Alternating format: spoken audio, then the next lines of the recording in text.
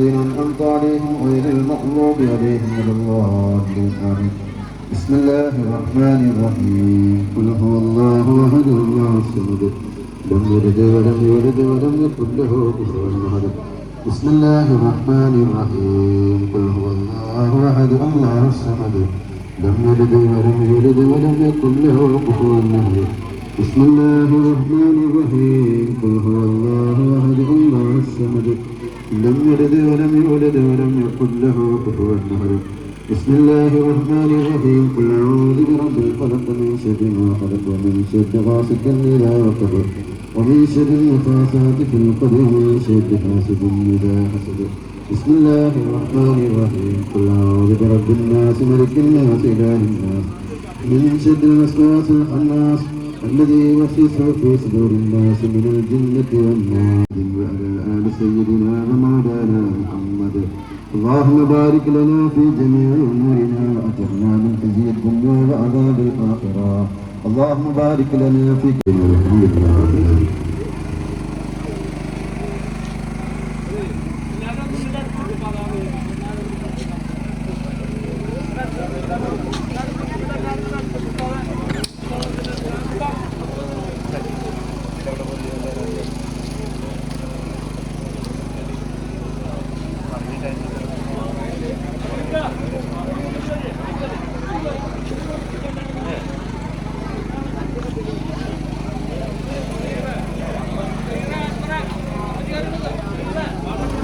الله أكبر الله أكبر الله أكبر لا إله إلا الله والله أكبر الله أكبر ولله الحمد. قولوا تكبير قولوا تكبير قولوا تكبير.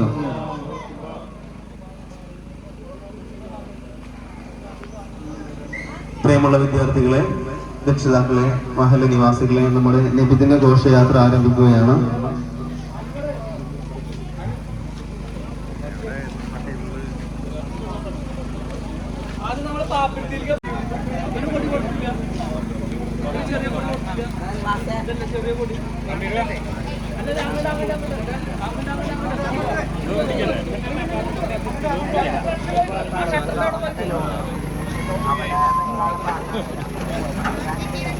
ബാനറിന്റെ തൊട്ടു താഴെ കമ്മിറ്റി ഭാരവാഹികൾ ഉസ്താദന്മാർ അടങ്ങുന്ന സംഘം പതാകവുമായി അണിനിരക്കേണ്ടതാണ്.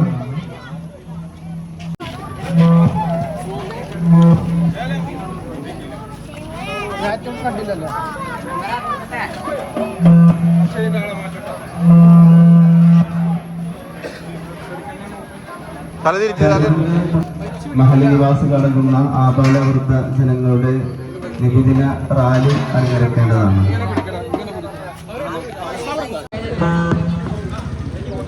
Volunteer captain Ajmal.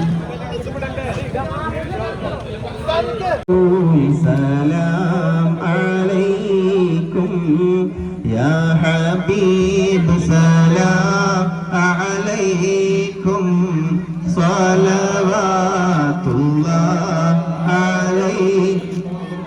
أشرق البدر علينا فاختفت منه البدور مثل حسنك ما رأينا قط يا وجه سروري يا نبي. يا رسول سلام عليكم يا حبيب سلام عليكم صلوات الله عليكم. أنت شمس أنت بدر أنت نور فوق نوري أنت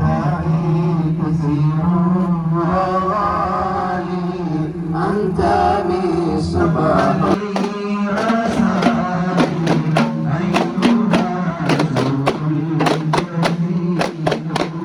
السلام عليكم يا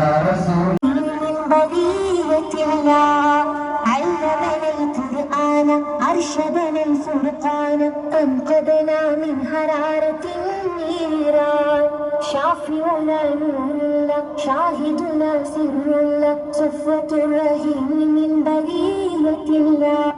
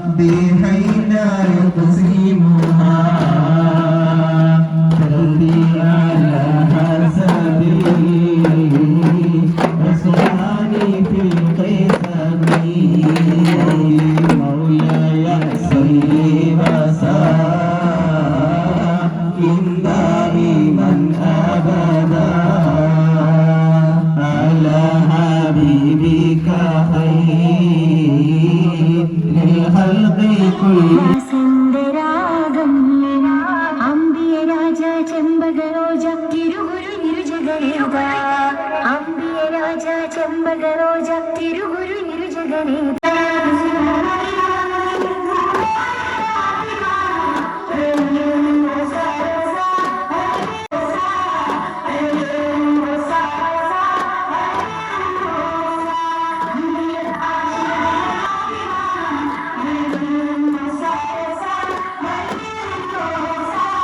വണ്ടി വണ്ടി അങ്ങോട്ടല്ല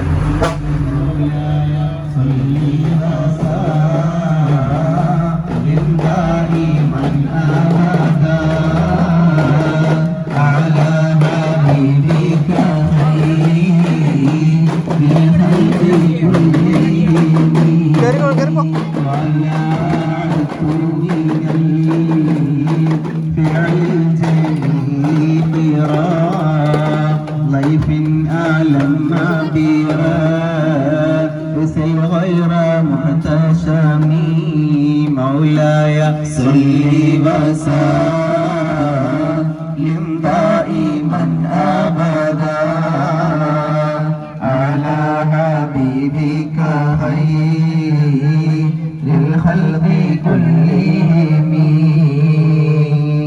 لو كنت أعلم عني ما أقره كتمت سرا بدا لي منه بالكتم مولاي صل وسلم دائما أبدا على حبيبك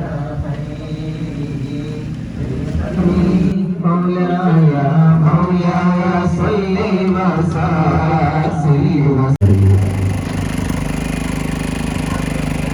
സുഹൃത്തുക്കളെ, ഇവരനുസരിച്ച് പ്രവാചകൻ മുഹമ്മദ് നബി സല്ലല്ലാഹു അലൈഹി വസല്ലമ തങ്ങളുടെ 1499 ജന്മദിനത്തിനോടനുബന്ധിച്ച് നടത്തപ്പെടുന്ന റാലിയിലാണ് ഇപ്പോൾ എല്ലാവരും വീക്ഷണം നടത്തിക്കൊണ്ടിരിക്കുന്നത്. പ്രവാചകൻ മുഹമ്മദ് മുസ്തഫ സല്ലല്ലാഹു അലൈഹി വസല്ലമ 63 വർഷക്കാലം ഈ ഭൂമി ലോകത്ത് ജീവിച്ചപ്പോൾ സത്യത്തിന് വേണ്ടി മാത്രം എൻ്റെ വാക്കാണ് എൻ്റെ കരാറ് എന്ന് പ്രവാചകൻ ലോകത്തിനോട് വിളിച്ചു പറഞ്ഞ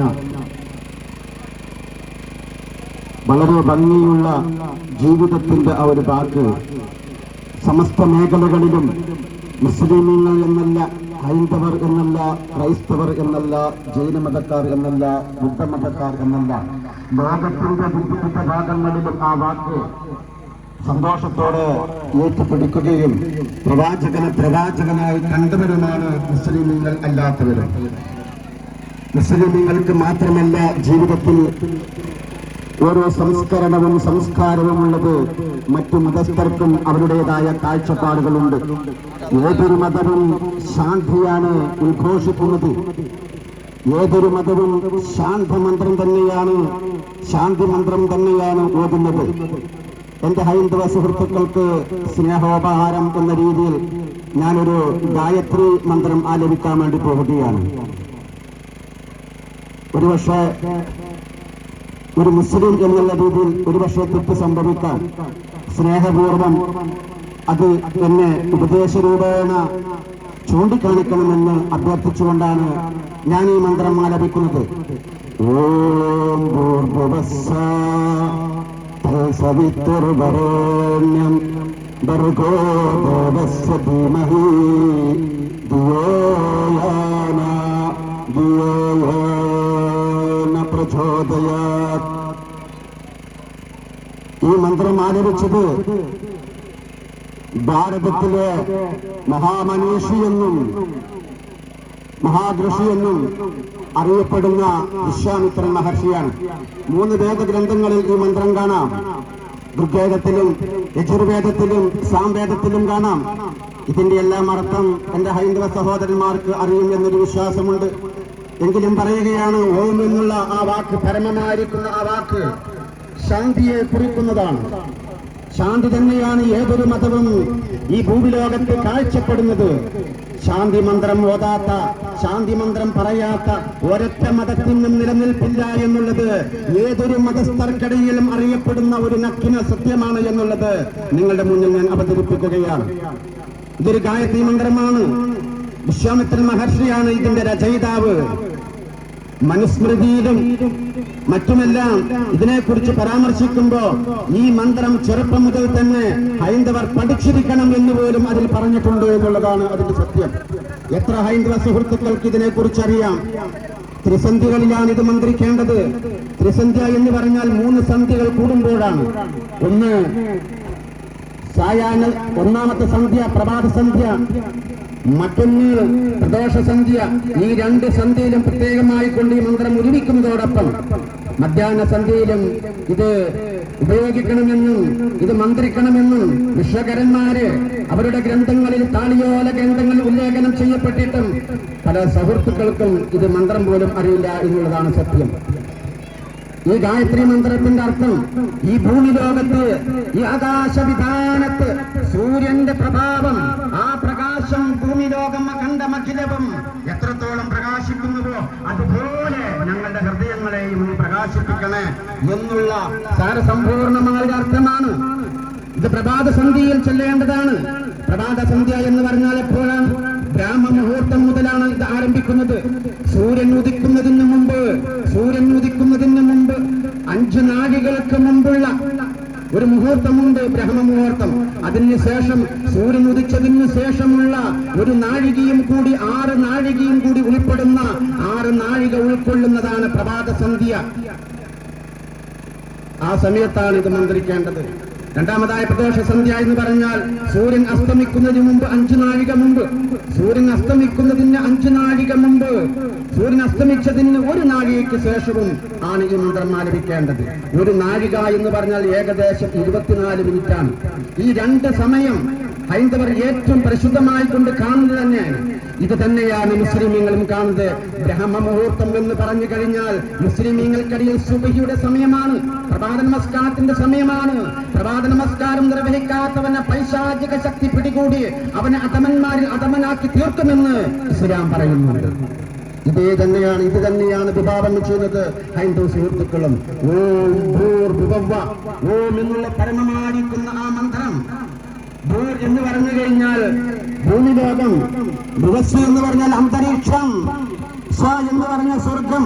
ഭൂമിയെയും അന്തരീക്ഷത്തിനെയും സ്വർഗത്തിനെയും സൃഷ്ടിച്ച പരബ്രഹ്മാവിന്റെ മറ്റൊരു ഭഗവാനാണ് സൂര്യഭഗവാൻ. ആ സൂര്യഭഗവാനെ ആലപിക്കുന്ന, സൂര്യഭഗവാനെ ആരാധിക്കുന്ന ഒരു മന്ത്രമാണ് ഗായത്രി മന്ത്രം. അതുകൊണ്ട് എന്റെ സുഹൃത്തുക്കളെ, ഓരോ മന്ത്രവും നിദാനം ചെയ്യുന്നത് ശാന്തതയാണ്, ശാന്തിയാണ്. ഞങ്ങളും അത് തന്നെയാണ് പറയുന്നത്. ശാന്തി മന്ത്രം തന്നെയാണ് ഇസ്ലാം ഘോഷിക്കുന്നത്. ആ ശാന്തി മന്ത്രം പറയാൻ വേണ്ടി വന്ന അവസാനത്തെ പ്രവാചകനാണ് മുഹമ്മദ് നബി എന്നുള്ള പ്രവാചകൻ. ആ പ്രവാചകന്റെ ജന്മദിനമാണ് ഇന്ന് മുസ്ലിം ലോകം ആഘോഷിക്കുന്നത്. അതുകൊണ്ട് തന്നെ ഞങ്ങളെ സ്വീകരിച്ച, ഞങ്ങളെ വീക്ഷിച്ച ഹൈന്ദവ സുഹൃത്തുക്കൾക്ക് പ്രവാചകന്റെ പേരിൽ ജന്മദിനം ആശംസിച്ചുകൊണ്ട് ഞാൻ നിർത്തുകയാണ്. അസ്സലാമു അലൈക്കും.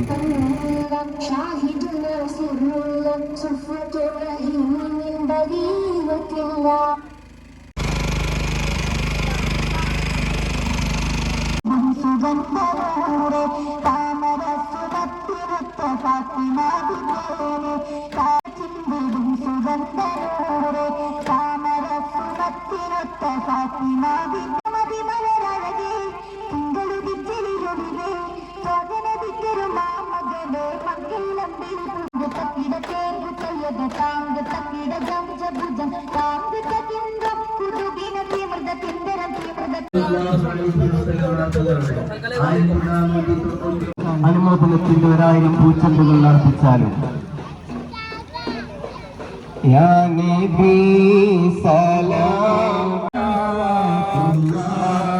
അലൈക്കും യാ ഹബീബി യാ മുഹമ്മദ് യാ റസൂൽ ഹാഫിഖൈനി യാ മുഅയ്യദ് യാ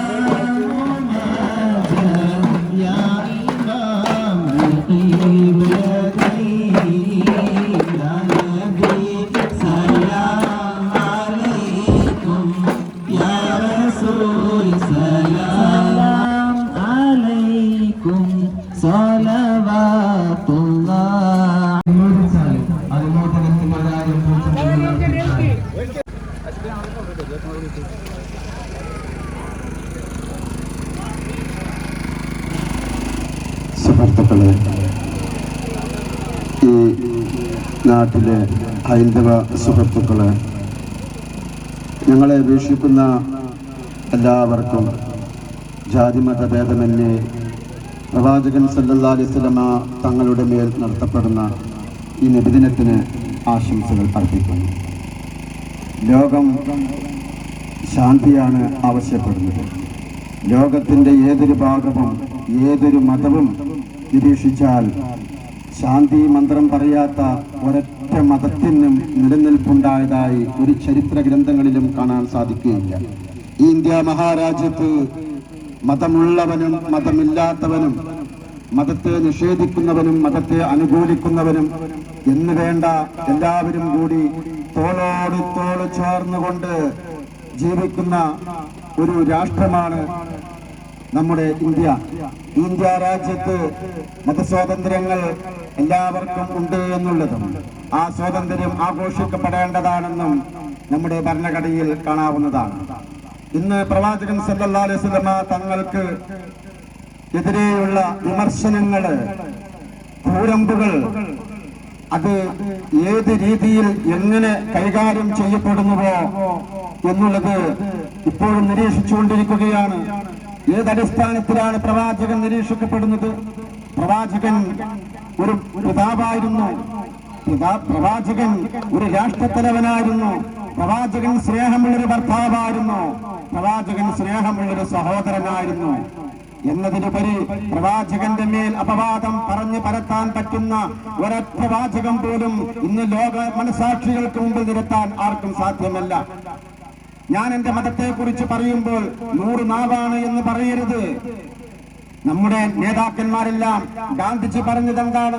പ്രവാചകൻ തുറന്നൊരു പുസ്തകമാണ്. സ്വാമി വിവേകാനന്ദൻ പറഞ്ഞതും നല്ല അഭിപ്രായമാണ്. രാഷ്ട്രത്തലവന്മാരെല്ലാം പറഞ്ഞത് എതിരഭിപ്രായം പറഞ്ഞിട്ടില്ല എന്നിരിക്കെ എവിടെയാണ് പിഴച്ചത്? ആർക്കാണ് പിഴച്ചത്? ശാന്തി മന്ത്രം പറയാത്ത ഏത് മതത്തിനും സ്ഥായിയായിരിക്കുന്ന ഒരു നിലനിൽപ്പില്ല എന്നുള്ളത് നമ്മൾക്ക് എല്ലാവർക്കും അറിയുന്നൊരു കാര്യമാണ്. ശാന്തി മന്ത്രം പറയാത്ത ഒരു മതവുമില്ല. ഞാൻ പറഞ്ഞത് വീണ്ടും ആവർത്തിക്കുകയാണ്. ഏതൊരു മതസ്ഥർക്കും ശാന്തി മന്ത്രം എന്നുള്ളൊന്നുണ്ട്. ഏതൊരു മതസ്ഥരും അവരുടേതായ മത കാഴ്ചപ്പാടിൽ ജീവിക്കുകയാണെങ്കിൽ അവിടെ എവിടെയാണ് പ്രശ്നങ്ങൾ ഉണ്ടാവുക? മതത്തെ വിട്ടുകൊണ്ട് അന്യ മതക്കാരുടെ മതം അല്ല ശരി, എന്റെ മതമാണ് ശരി എന്ന് ഉദ്ഘോഷിക്കുമ്പോഴും എന്ന് പ്രചരിപ്പിക്കുമ്പോഴും മാത്രമാണ് ഇവിടെ പ്രശ്നങ്ങൾ ഉടലെടുക്കുന്നത്. എന്റെ പ്രിയപ്പെട്ടവരെ, ഞാൻ നേരത്തെ പറഞ്ഞ അതേ മന്ത്രം വീണ്ടും ഇവിടെ ആവർത്തിക്കുകയാണ്.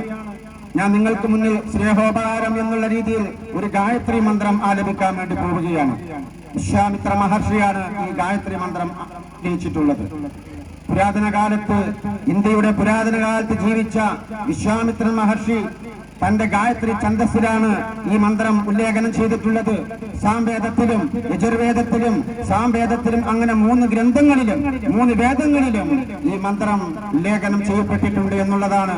ആ മന്ത്രം ഇതാണ്: ഓം ഭൂർഭുവസ്സഃ തത്സവിതുർവരേണ്യം ഭർഗോ ദേവസ്യ ധീമഹി ധിയോ യോ ന പ്രചോദയാത്.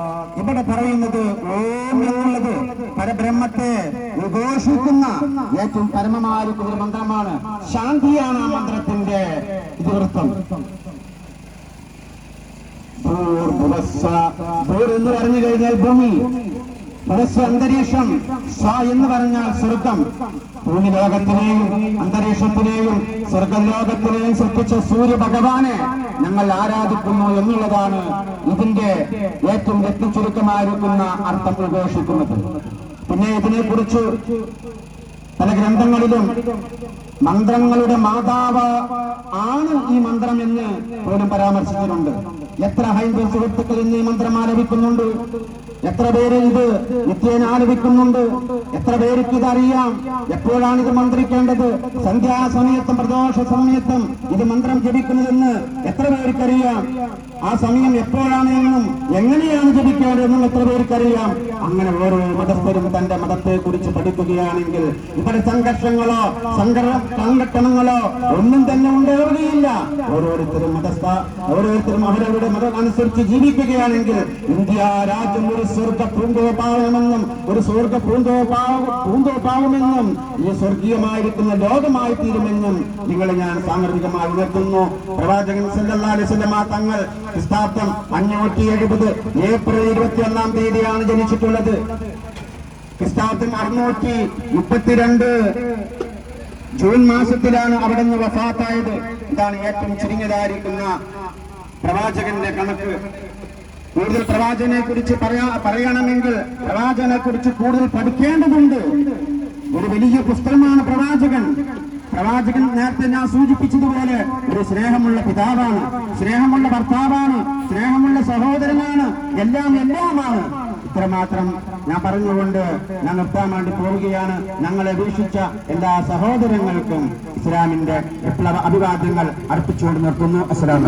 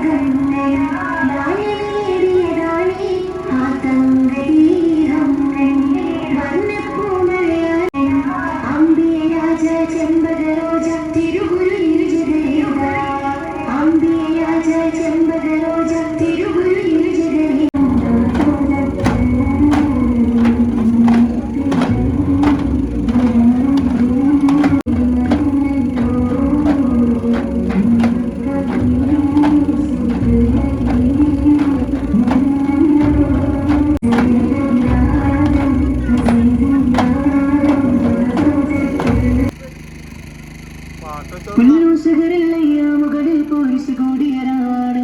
അൽഫലൈലുൽ ഖദറിൻ മേലെ പുണ്യമുള്ളൊരു രാവാണ്.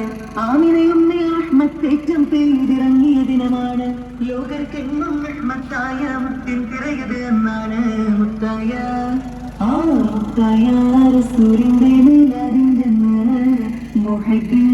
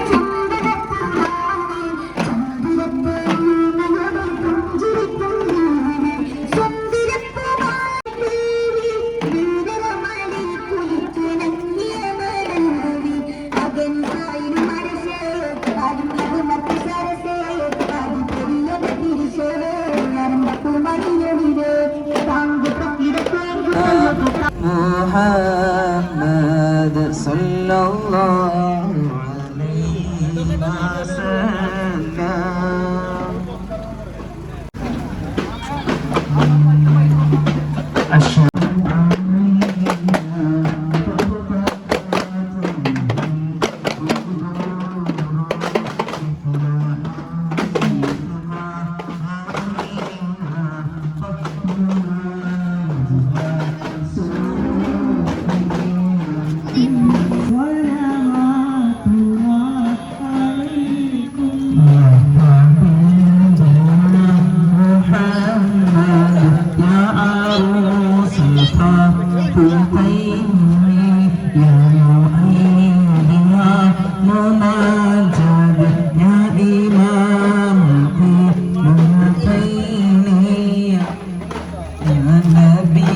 سلام عليكم يا رسول سلام عليكم يا حبيب سلام عليكم صلوات الله عليكم يا كريم هديني حمك صفي مبارك أرضنا يا نشوري يا نبي سلام عليكم يا رسول سلام عليكم يا حبيب سلام عليكم. رسول الملاحم فصيح اللسان وصفه الله بصفات وشفينا محمد المصطفى صلى الله عليه وسلم ثم إلى حضرات أرواح من بقلوبها. الحمد لله رب العالمين الرحمن الرحيم مالك يوم الدين إياك نعبد وإياك نستعين بسم الله الرحمن الرحيم قل هو الله الرحمن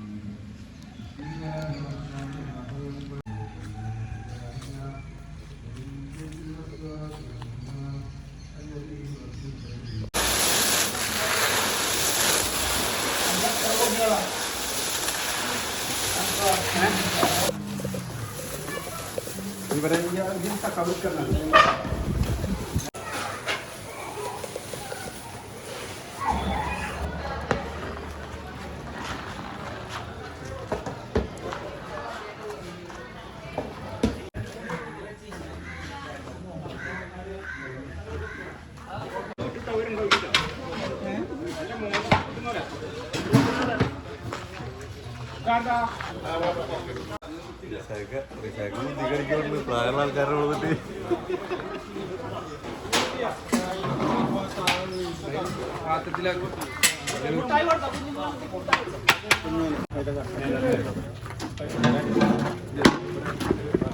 അതിലൊന്ന് മുക്കിയെടുക്കണം.